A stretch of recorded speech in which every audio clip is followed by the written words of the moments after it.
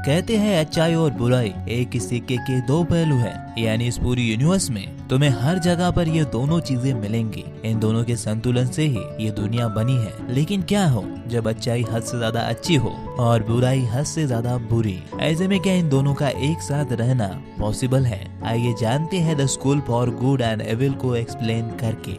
Hey guys, devil here. कहानी है दो भाइयों की जिन्होंने कई साल पहले गुड और एविल के लिए एक स्कूल बनाया था और इन दोनों को उस स्कूल का स्कूल मास्टर रखा गया था ताकि फेरी टेल की दुनिया में बैलेंस बना रहे, क्योंकि ऐसी दुनिया में हुई चीजों का असल दुनिया पर भी असर पड़ता है। ये दोनों जुड़वा भाई उसी सिक्के के दो पहलू हैं। रियान जो अच्छाई को रिप्रेजेंट करता है और रपाल बुराई को।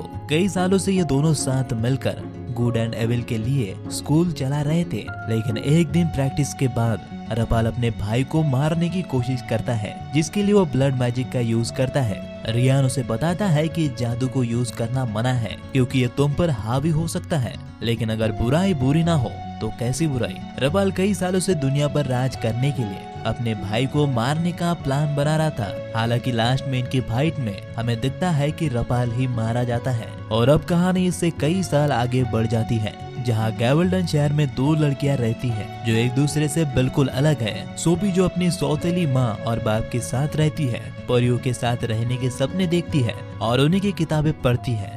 दूसरी तरफ अगाथा जो शमशान के पास अपनी अंधी माँ के साथ रहती है। उसकी माँ और उसे लोग चुड़ैल समझते हैं और उसे भी भूतों की किताबें पढ़ना पसंद है। और एक दूसरे से इतना अलग होने के बाद भी इन दोनों में गहरी दोस्ती होती है। अब एक दिन किताब की दुकान पर उन्हें गुड एंड एविल स्कूल के बारे में पता चलता है। बुक स्टोर ओनर उन्हें बताती है कि हर फेरी टेल यानी कि परी कथा की शुरुआत इसी स्कूल से हुई है, जहाँ पर गुड स्कूल हीरोज बनाता है और एविल विलन्स। अगाथा को उस पर यकीन नहीं होता, पर वो ओनर बताती है कि आज से 20 साल पहले यही स्कूल लियोनारा नाम की एक लड़की को उठाकर ले गया था। तो अब सोफी भी उस स्कूल में जाना चाहती है क्योंकि उसके माँ ने कहा था कि उसे कुछ बड़ा करना है और वो गैवल्डन में रहकर एक आम सी जिंदगी नहीं जीना चाहती। इसलिए वो इच्छा पूरी करने वाले पेड़ पर स्कूल में एडमिशन के लिए खत छोड़ती है। लेकिन दूसरी तरफ अगाथा नहीं चाहती कि सोफी उसे छोड़कर जाए, क्योंकि सोफी ही गैवल्डन में अगाथा की अकेली दोस्त होती है। बाकी सब उसे चुड़ैल कहकर चिढ़ाती हैं, यहाँ तक कि उसे कई लोग जलाने की धमकी भी दे चुके हैं। हालांकि सोफी को अपनी मरी हुई माँ के कहने पर लाइफ में कुछ बड़ा करने का जुनून होता है, इसलिए वो रात को बैग पैक करके उसी जगह जाती है जहाँ से लियोनारा गायब हुई थी। अगाथा उसे ढूंढते हुए वहाँ आती है और फिर उन दोनों को तिलस्मी स्टिम्प उठाकर ले जाता है। सोफी बहुत खुश होती है और अगाथा कंफ्यूज, लेकिन वहाँ जाकर तिलस्मी स्टिम्प सोफी को बुरे स्कूल में फेंकता है और अगाथा को अच्छे वाले में। दोनों को उनके स्कूल अजीब नजर से देखती है, जाहिर है कि उनके गेटअप से। लेकिन सोफी अपने प्रोफेसर से कहती है कि उसे यहाँ नहीं होना चाहिए और स्कूल से बहुत बड़ी गलती हुई है, पर उसकी प्रोफेसर नहीं मानती और यही हालत अगाथा की भी होती है। उसकी प्रोफेसर उसे बताती है कि हम एवर हैं जो अच्छाई में यकीन करते हैं, और दूसरी तरफ सोफी जिन लोगों के पास है वो नेवर्स है जो कि बुराई को रिप्रेजेंट करते हैं। अगाथा के ना मानने पर वो कहती है अगर गलती हुई भी है तो मान लो नहीं हुई है, वरना किसी न किसी को सजा मिलेगी। तो अब उन दोनों का मेक ओवर किया जाता है। नेवर और एवर एक साथ आती है। दोनों स्कूल्स की प्रोफेसर लेडी लेसो और प्रोफेसर डोवी उन्हें बताते हैं कि स्कूल्स में भविष्य के फेरी टेल के हीरोज और विलन बनने के लिए उन्हें चुना गया है। और उसके बाद एक आंख वाले मॉन्स्टर और राजा के बेटे टेड्रोस के बीच एक लड़ाई होती है, जिसमें टेड्रोस जीत जाता है। हर बार की तरह इस बार भी एवर नेवर से जीत जाते हैं। तभी वहाँ रियान की एंट्री होती है, जो कि अब बूढ़ा हो चुका है और यहाँ पर उसे सब स्कूल मास्टर कह के बुलाते हैं। उसके सामने भी सोफी और अगाथा अपनी कंप्लेंट रखते हैं, पर वो भी यही कहता है कि जादू के स्कूल में गलतियों की कोई गुंजाइश नहीं है। वैसे सोफी को जहाँ एवर में जाना होता है, वही अगाथा को उसको लेकर वापस गैवल्डन अपने घर जाना होता है। दोनों स्कूल के स्टूडेंट अगाथा और सोफी को एक्सेप्ट नहीं कर रहे थे और यहाँ पर भी उनकी हालत गैवल्डन जैसी ही हो चुकी थी। एवर अगाथा को कमरे में बंद करके भाग जाते हैं और वो खिड़की से बाहर सोफी को ढूंढने निकलती है, जहाँ एक क्यूपिड योद्धा बन के उस पर तीर चलाता है। भागकर वो लाइब्रेरी में पहुंचती है, जहां लेडी लेसो और प्रोफेसर डोवी उन दोनों की ही बात कर रही होती है। अगर स्कूल मास्टर यानी रियान से गलती हुई भी है तो वो नहीं मानेंगे और इन दोनों के स्कूल चेंज होने की सजा हमें ही दी जाएगी।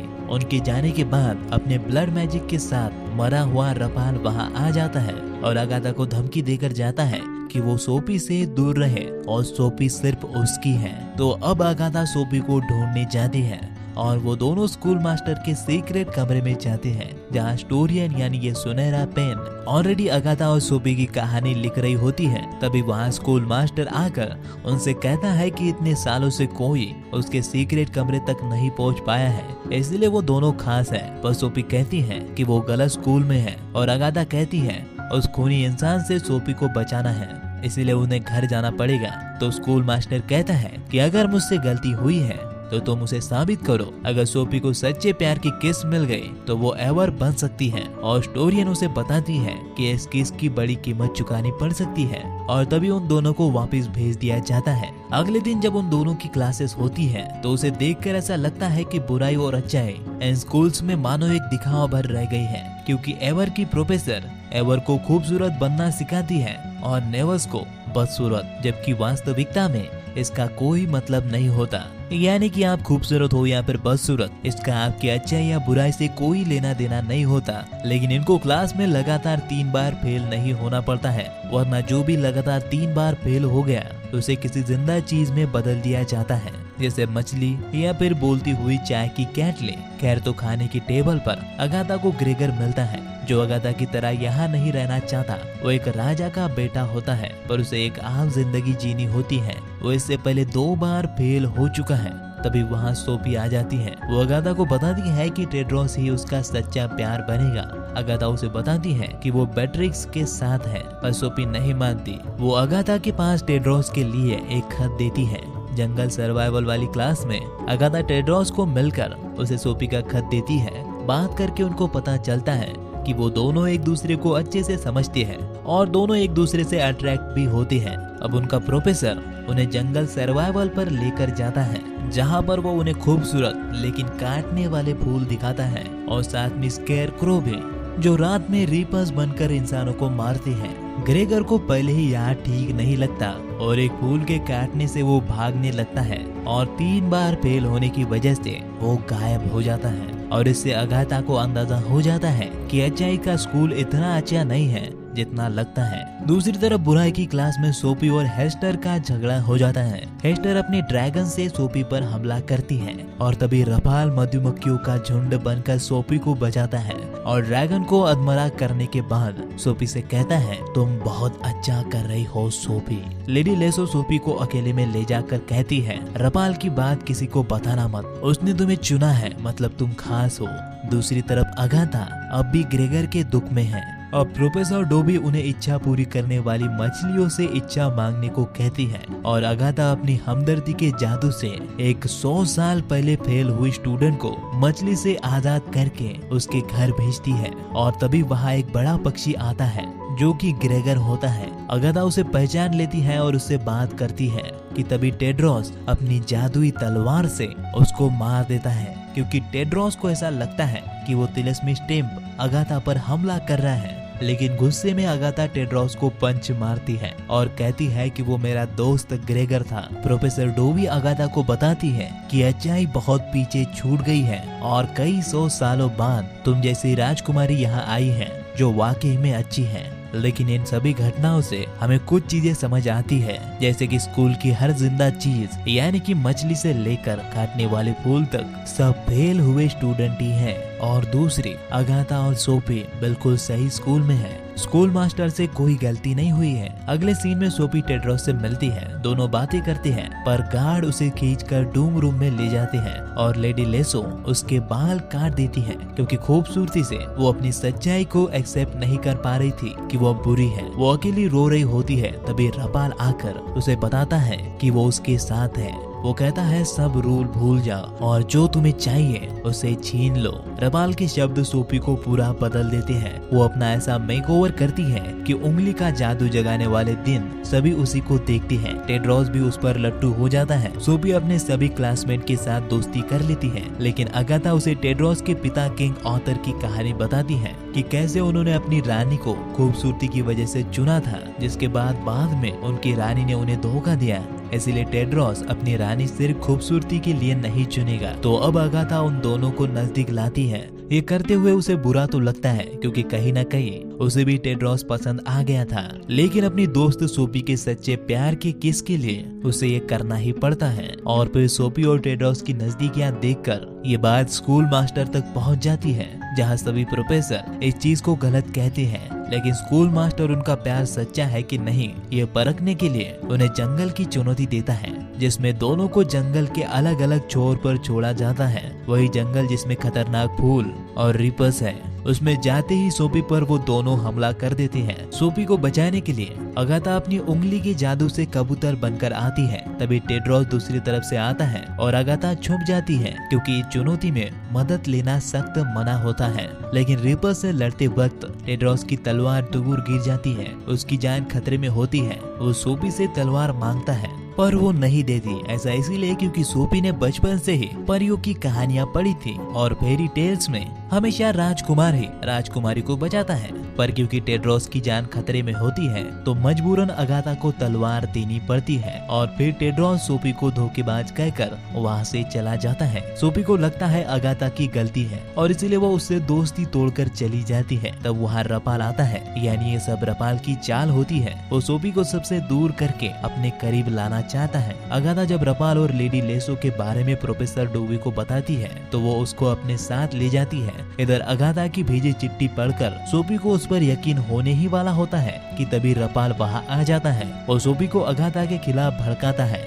और उसे अपना खूनी जादू देकर चुड़ैल बना देता है। स्कूल मास्टर को जब रपाल के बारे में पता चलता है तो वो सबको कहता है कि अगर वो दोनों मिल गए तो कोई जिंदा नहीं बचेगा। इसलिए वो सबको सोफी को ढूंढने भेजता है। वो लेडी लेसो और प्रोफेसर डोवी को मिलती है, लेकिन इतनी पावरफुल हो जाती है कि उसे रोकना नामुमकिन होता है। अगाथा उसे ढूंढते ढूंढते टेड्रोस के पास आती है। तभी सभी बातों से बेखबर टेड्रोस अगाथा से अपने प्यार का इजहार करता है और तभी वहाँ पर सोफी आ जाती है। दोनों को साथ देखकर वो और भड़क जाती है।